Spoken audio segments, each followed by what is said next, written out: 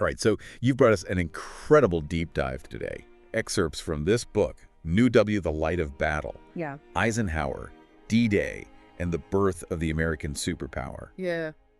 Talking about, Dwight Eisenhower, Yeah. D-Day, huge, but Absolutely. his path there, Right. not exactly what you'd expect. No, not at all. I mean, what I find so captivating about this book is that it really takes us beyond the sort of like typical image of D-Day as the peak of his career, right? Yeah. It reveals all these other, paths his life could have taken. Yeah, and it starts with something that honestly made me kind of rethink everything I thought I knew about Eisenhower. Oh, yeah. He almost resigned from the army, I know, right? but wanted to escape to Argentina. It's wild. And this is years before the war, right? Yeah, 1915, he's this young guy at West Point facing this career-ending football injury. Yes. And he just gets fixated on Argentina as this, escape this place, more entrancing than Europe, the book calls it. So unexpected, though, right? Because Because you think Eisenhower, the stoic general, duty-bound, and here he is dreaming of running off to South America. Exactly. And the book digs into this idea that it's rooted in his childhood, right? Sure, So, yeah. his dad, super strict religious disciplinarian. Wow. You can imagine young Dwight just craving some stability and finding it, ironically, in the military. It's the opposite of what you'd think, right?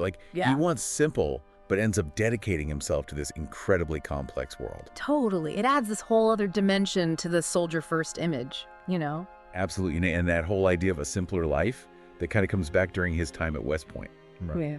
Not just the Argentina thing, but the football injury. It's got to make you confront your path. Huge turning point. And what's fascinating is that the injury was awful, but the lessons he took from the game itself, from his coach, Yeah.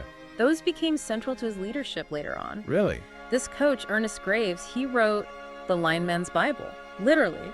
Huh? And it was all about planning simplicity, adapting on the fly. So wait, those football lessons became the core of how Eisenhower commanded. Absolutely. Think about it. Planning simplicity, reacting to the unexpected. That's not just football. That's his whole approach to leadership. And that must have been so different from how other military leaders operated. Oh, totally. Night and day compared to someone like Patton, right? Right. Patton's all impulse, and Eisenhower's methodical planning it all out. And it's like that famous quote, plans are nothing, planning is everything. Right. It's not just a saying. It comes from this deep-seated belief in preparation. It's all those early experiences, the yearning to escape the football, the lessons, it all kind of built towards how he'd handle World War II. Absolutely.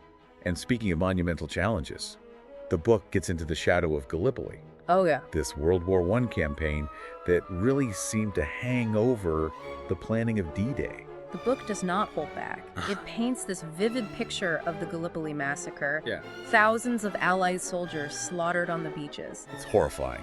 Right. And that trauma, it echoed through military thinking for decades.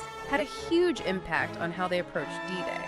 So that fear of repeating that disaster, it's almost like you can feel it in the book, right? Always. And suddenly all the little details about D-Day, the landing craft, the LSTs, Right. they take on this whole new weight. They're not just logistics anymore. It's about preventing another Gallipoli.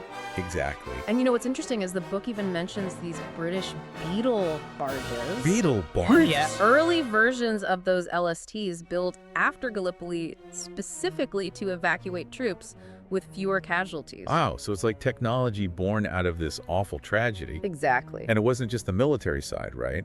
Eisenhower's dealing with this whole political diplomatic mess, too. Oh, absolutely. I mean, Churchill, Patton, de Gaulle, Montgomery. Talk about a high-stakes game, right? Actually. Churchill trying to preserve Britain's standing de Gaulle, fighting for France's liberation. Patton just wants to fight everybody. It's almost comical to imagine Eisenhower trying to wrangle all those egos. Well, the book does give us a glimpse into some of those lighter moments. Oh, There's this story about Eisenhower staying at Churchill's place, and he borrows these pajamas that are, comically oversized for him. oh no. It's those little human touches, right? Right. Reminds you that even with a war going on, Yeah. they're still just people. And for Eisenhower, the stakes were incredibly high, not just for the war, but personally, too. Absolutely. The book doesn't shy away from those tragedies, right? Little Icky dying the strain on his marriage, the near court-martial, Heavy stuff. any one of those could have broken someone. No doubt. And it makes you wonder how he kept going It really does. and how it all shaped him as a leader, right? Say? It wasn't just that they happened to him, though, those tragedies, I mean, they really left their mark on how he led. Yeah, I mean, how could they not? Exactly. It's like the book suggests those experiences kind of forced him to compartmentalize, you know? Right. Focus on the mission, just keep moving forward, no matter what. It's kind of heartbreaking in a way, right? Like, Right. on top of all the pressure of the war, he's carrying this personal weight, too. It's a tough thing to think about, right? Because on one hand, you see how that ability to shut things out, to focus on the big picture, that's what let him make those impossible decisions. Right. But you gotta wonder about the cost, you know? Yeah. Like, was it healthy in the long run? It kind of brings us back to that whole internal struggle we were talking about before, right? That Yeah, pull between wanting a simpler life and then this immense burden of duty. totally. And that conflict it played out on this huge scale, you know, as he's trying to wrangle this alliance together. Oh, yeah. Because it wasn't just about personalities, you know? Right. It was about getting these completely different military cultures to actually function as one. The book really gets into how different the British and American approaches were. Oh yeah, night and day. The British, all about tradition, strategy, restraint. Right. And then the Americans, like this young, eager to prove themselves superpower. Exactly. And you've got Eisenhower right in the middle with this deep respect for history, but also this understanding of like how people work. And somehow he bridges that gap. The book actually says the British saw him as their American. Can you imagine? Which of course drove Patton nuts. Oh, Patton. Oh, I bet he did not like that. Not one bit. I wish to God he was an American. He really said that. Oh yeah. Patton never could hold back. But here's the thing. Yeah. For all their differences, Eisenhower knew Patton was brilliant, militarily. Oh, absolutely. The guy could inspire troops like no other. And that kind of brings us to that really controversial thing with Patton. Yeah. Oh, the slapping incident. Yeah. Tough situation. Because Eisenhower could have easily gotten rid of him. Right. Oh, totally. Politically, it would have been the easy move. Yeah, But he keeps him on. he does. And it shows you how pragmatic Eisenhower was. Right. He knew they needed Patton to win the war, even if he was a loose cannon. So it was a calculated risk.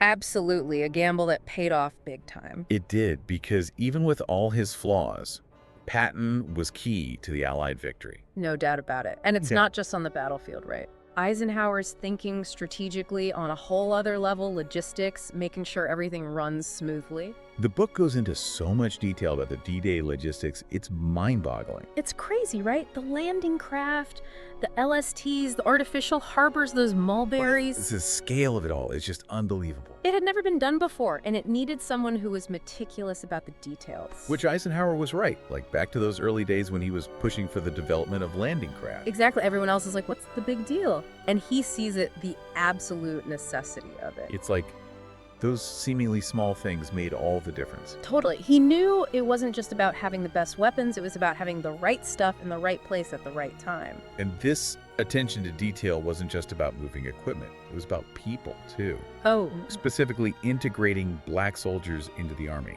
the book talks about how much Eisenhower pushed for that. He did. He really believed in it. Yeah, and this was still a time when segregation was the norm, especially in the military, right? Absolutely. He faced some serious opposition. I bet. But he knew they couldn't afford to waste the potential of any soldier, no matter their race. It really shows how he was able to look past the prejudices of the time Totally. and see the value of diversity. And that commitment to a more united fighting force, it carried over into his dealings with the rest of the Allied command, too. Oh, right, because he's constantly trying to manage Churchill and Roosevelt. Oh, yeah. Talk about a balancing act. You've got Churchill clinging to the British Empire, Yeah. and Roosevelt representing America's rise, and Eisenhower stuck in the middle trying to keep the peace while planning the biggest invasion in history. It sounds exhausting, honestly. You can't even imagine. The book talks about some really tense moments, like the debate over bombing French railroads. Oh, wow, because that would disrupt German supply lines, but also potentially alienate the French people. Talk about a no-win situation. And it's not just a strategic decision either, it's a moral one. Absolutely. The book really drives home the human cost of these choices, right? Yeah, it doesn't sugarcoat anything. The civilian casualties, the destruction in France. And the book actually quotes Eisenhower saying, "I am living only to come back when this terrible thing is over." You can just hear the weight of it all on him. You know, Yeah. the pressure, the knowledge that people's lives were on the line with every single decision he made. He wasn't just moving pieces on a board, he was living with the consequences. Exactly. And as the war goes on, you can see his thoughts shifting to the future. Yeah. To what kind of world was going to be left after all this? Right? He starts to think about what role America should play, and it's bigger than just military power. The book hints at that, right? It does this idea of America as a force for peace, for rebuilding. And what's amazing is it's not just some idealistic dream, right? No way. It's rooted in his belief that military might can only go so far. He'd seen firsthand the devastation of war, and he knew that true, lasting peace, it couldn't be built on force alone. And that comes across so clearly in the book, right? Like, it mentions his idea to pull American troops out of Germany after the war, Oh, yeah. which seems kind of radical for a guy who just won a war, right? Oh, totally. Yeah. But his argument was that real influence, it came from economic strength, from diplomacy, not from having boots on the ground. It's a surprisingly nuanced take for a military leader. It is, but it shows you how he could see beyond the immediate victory. Think about the long game. And it's something that feels so relevant today, right? Absolutely. Like, the world's still trying to figure out how power really works. Exactly. And you see that same forward thinking in how Eisenhower approached leadership, too. Oh, yeah. He was all about adapting and growing, constantly learning. The book actually talks about how much he loved to read. Oh, yeah, he was a total bookworm. Like everything from dime novels to history books to military strategy. He was soaking it all up, which makes you wonder how all that reading shaped how he saw the world, It's like he wasn't just looking for entertainment. He wanted to understand people. Exactly. And the book even mentions this one time where he learned more about the Civil War from a novel by Winston Churchill. Wait, really? Yeah, not that Winston Churchill, the American author. But anyway, he said that novel taught him more than any textbook ever could. Wow. It's like that power of storytelling, right? Totally. It makes you realize that being a leader isn't just about giving orders. Right. It's about constantly trying to see things from different angles, challenging your own assumptions, and really trying to get where other people are coming from. Absolutely. And that empathy that shines through in all the stories about how Eisenhower treated the troops, It's like that story about Corporal Williams, Oh, yeah, the mess tent chef. the one who went all out to make this amazing meal, and Eisenhower kind of chews him out for wasting resources. Yeah, tough love, right. It's like he wasn't trying to be harsh, he was trying to set the tone for everyone. Right. We're here to win a war, not have a picnic. Exactly. And you could tell the troops really responded to that. Oh, yeah. They knew he was in it with them. And that's real leadership, right? Absolutely. Leading by example, not just from some ivory tower. And nowhere is that clearer than in the lead up to D-Day. The book does such a good job of setting the scene right. Oh, yeah.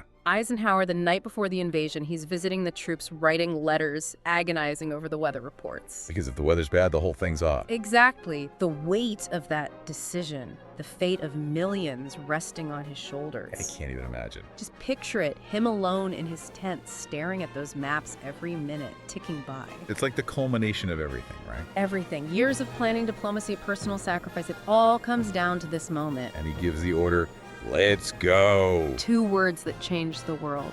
And the book doesn't sugarcoat what happened next. Oh, it doesn't. The landings on Omaha Beach, the casualties, it's a heavy reminder of what war really means. Absolutely. And it's easy to get caught up in the big picture, right? Right. But those individual stories, those acts of bravery and sacrifice, that's what makes it real. And the book really captures that personal side of Eisenhower, too. It does. It talks about how much time he spent with the wounded, comforting families, offering support. He really understood that leadership wasn't just about strategy. It was about being there for people. Exactly. Sharing their burdens, giving them hope.